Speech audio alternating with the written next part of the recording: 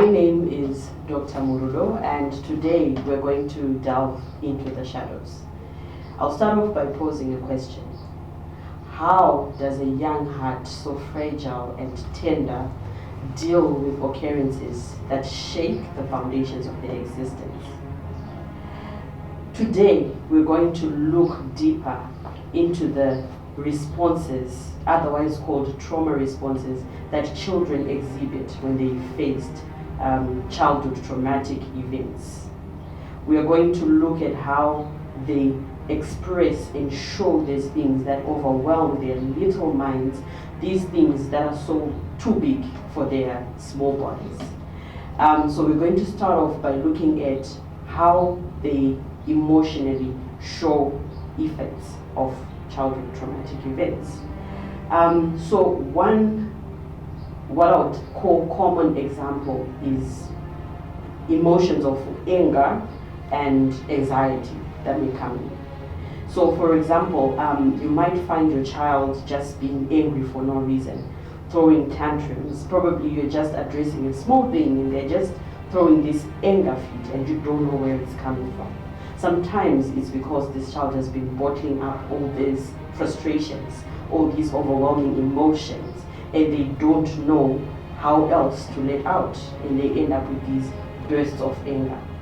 They can show signs of anxiety. They're just jittery. They're just looking around. Maybe the next threat is coming. Maybe the next hurtful thing is about to attack. And that also can be a sign that this child is now showing these responses to the trauma that they faced. Secondly, you can have what is called depression or excessive sadness, so to say. So this is a child who is generally just not happy. They're generally just sad, keep to themselves. They probably don't talk to anyone anymore. And some of the ways to see this is probably a child who used to be bubbly, who used to be very happy, who used to be smiley, and then suddenly they just don't want anyone in their space. Suddenly they don't find interest in the things they used to like. Believe it or not, children can also experience depression, only that it can show differently from what adults exhibit when they've got depression. Thirdly, these children may show a heightened sense of fear, right? So imagine this child, you're just trying to reach out to them, probably you just want to shake their hand, and then they're cowering. They're trying to cover their head. They're trying to deflect the next slap because that's what they know. When someone reaches out to them, they are going to be slapped. They're going to be shaken. They're going to be held by the throat. So that heightened fear of what if I get hurt again? What if I get attacked again? What if I get injured again? Will then cause them to have a heightened sense of fear, to also be hyper-aroused. In hyper-aroused, we mean they are very sensitive, even to a simple sound that is not supposed to make them scared. They might end up being afraid. Even a simple pat on the back, they might jump up because what they know is always being attacked and hurt, and they've got fear of constantly being hurt again. Some of the times, what can happen with a child is they might blame themselves for what is happening to them. They might feel guilty, feel like it's their fault, feel like they've done something wrong. In other cases, these children may actually verbalize it to say, maybe mom is beating me because I'm a bad child. Maybe verbalize it to the teacher, I'm a bad kid, I'm a bad girl, I'm always being beaten at home. Sometimes these are the little cues and the little signs that can tell us that there's something more than just this child making up stories of them being a bad person.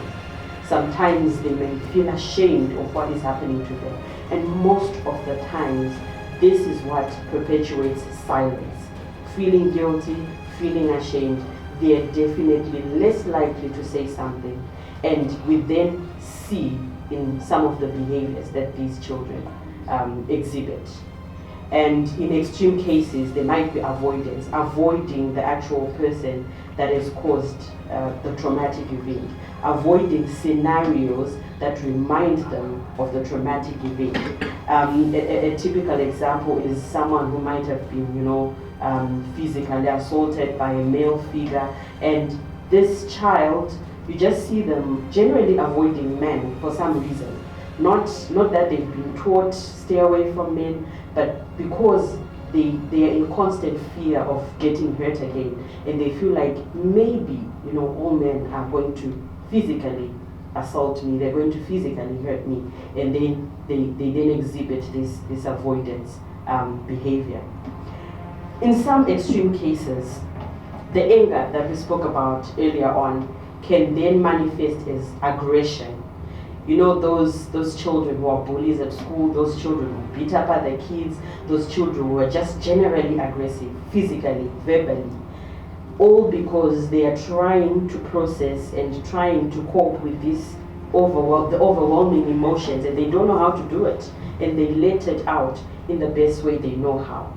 And what happens with children is children go through what we call social learning as part of their learning processes. Social learning is they learn from what they see from role models, what they see from figures of authority, what they see on media. Generally, they are going to exhibit similar characters to what they see. And if they see people around them, role models, figures of authority, responding by aggression, they're definitely going to respond by aggression as well. And when they have all these overwhelming emotion, this confusion, this fear that they don't know how to portray, they are going to portray it in the form of aggression. And then sometimes you can see your child actually regressing in terms of their milestones, in terms of their level of capacity of operation that you'd expect them to be. You might see a 5-year-old now regressing to exhibit behaviors of maybe a 2-3-year-old, things like bedwetting, things like actually defecating in their blankets, not being able to go to the toilet anymore. Their potty training skills, regress. Things like thumb sucking, things like even language. Some children regress in terms of language as well. They're now using baby language, baby words, all because, remember, our mind is sort of like a compartmentalized system, as we mentioned in the earlier episode. And when all these things are happening, the mind is also trying to protect the individual. And in so doing, someone might lose some of these milestones. The child may lose the milestones that they would have achieved earlier on, all because they are trying to process this trauma that they would have gone through. But one of the common things that happen with children when they are distressed and when they've got negative things that have happened to them, they get nightmares most of the times. So frequent nightmares. I mean, children from time to time, can laugh out loud in their dreams or cry in their dreams, but constant nightmares. And most of the times, the child might actually be able to narrate it. It's vivid because it's in line with what has happened to them. It brings us back to the compartmentalized system of the brain, where things that are in your subconscious come out in these dreams, sometimes in the sleeps of the time. But in particular here, we're talking about these dreams that are vivid, that are scary, that are in sync with what has been happening to these children. And as a result of that, they might find it difficult to sleep. They constantly wake up screaming, constantly wake up crying, or maybe they wake up and they say, I can't sleep in that room, there's a monster. Those are some of the cues to pay attention to listen to when children say this, and not just brush it off and say, oh, maybe it's because they get it from so and so. It's important to look into these things, as they might actually be reflective of what this child has experienced and is trying to process. Then we come to what is called cognitive function of the brain, our ability to process things, to make sense of them, to pay attention, concentrate, retain memory. That is cognitive function. There's so much more to it. But some of the things that you can see in a child Our children spend most of their times in school, and you might hear the teacher constantly saying, oh, your child doesn't pay attention at all. Your child, if we ask them, they're aloof, they're daydreaming almost all of the times. And it's generally because this child has got a lot on their mind that they're trying to process. Remember, we say these emotions can be overwhelming for this small mind and this small body. And in trying to process all of that, they might not have the capacity, and they end up losing some of their cognitive abilities. So things like concentrating, doing math, are some of the ways that you can see that someone is not really able to concentrate. They're not able to solve mathematical problems that they otherwise were able to solve. Things like not being able to pay attention in class. They are being taught one thing, but they're busy looking into the distance. They're just aloof. They're not even listening. If you're to ask them, what's the last thing I said? They probably don't know. Most of the times, these children are persecuted. These children are labeled, they're naughty. They just don't pay attention. They just don't love school. They just don't love to do productive things. But some of the times, it's because these children are trying to deal with these grappling things that are overwhelming their mind. Some of the things that can also happen is this child might actually forget certain things that they were otherwise supposed to know, that they are otherwise supposed to remember. Like for example, in an instance where a child is probably in their late primary school years, you expect them to remember certain mathematical problems, but they just don't remember anymore. Things that they used to remember. They start forgetting faces even because their capacity to retain memory and to memorize things has been affected by this effect on the cognitive function. But one of the biggest things is what is called negative thoughts, cognitive dissonance, in other words, where this child starts to have constant negative thoughts about themselves.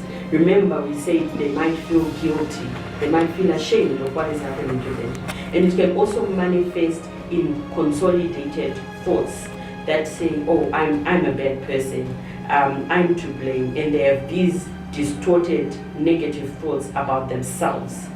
They might have negative, distorted thoughts about the world around them. No one can be trusted. I cannot rely on anyone. No one is there to protect me. No one is there to provide for me. Things like that. Because that's all they have known, and there's nothing to tell them otherwise. There's nothing to show them otherwise. They might even lose confidence in their caregivers, because again, they're thinking, where was the caregiver when all this hurt was happening? Maybe they can't protect me. So it also then restructures the way this child thinks in the now about themselves, about their world, about the future, about the people around them. They start getting these negative thoughts, and these negative thoughts also then affect their emotions that we spoke about earlier, their behaviors that we spoke about earlier, because all of these are intertwined. Your thoughts affect your behavior, they affect your emotions, and overall they affect the whole being and their well-being and their functionality in society. So it is important for everyone, adults, children alike, to be able to be watchful and pick up these little cues, these little clues that the children will be dropping to say, I'm now extremely fearful, and try to dig, why is this happening? Because sometimes behind all of that is trauma that you can address, and that can make things better for this child. I like to look at these trauma responses as what are called survival techniques. When I came across that, I liked it because it shows that these children actually have some form of resilience capacity, and in exhibiting these survival techniques, otherwise called trauma responses. It just shows that the mind is trying to process these things. It's not just there lying idle. No, as these things are happening, there's some base resilience that these children are using to try and solve these things and cope with these things and deal with these things as they are happening to them. So it is important to take note of these things, and also to be alert that this information that we're sharing right now today, number one, is not exhaustive, but secondly, it does not replace seeking professional help for the child.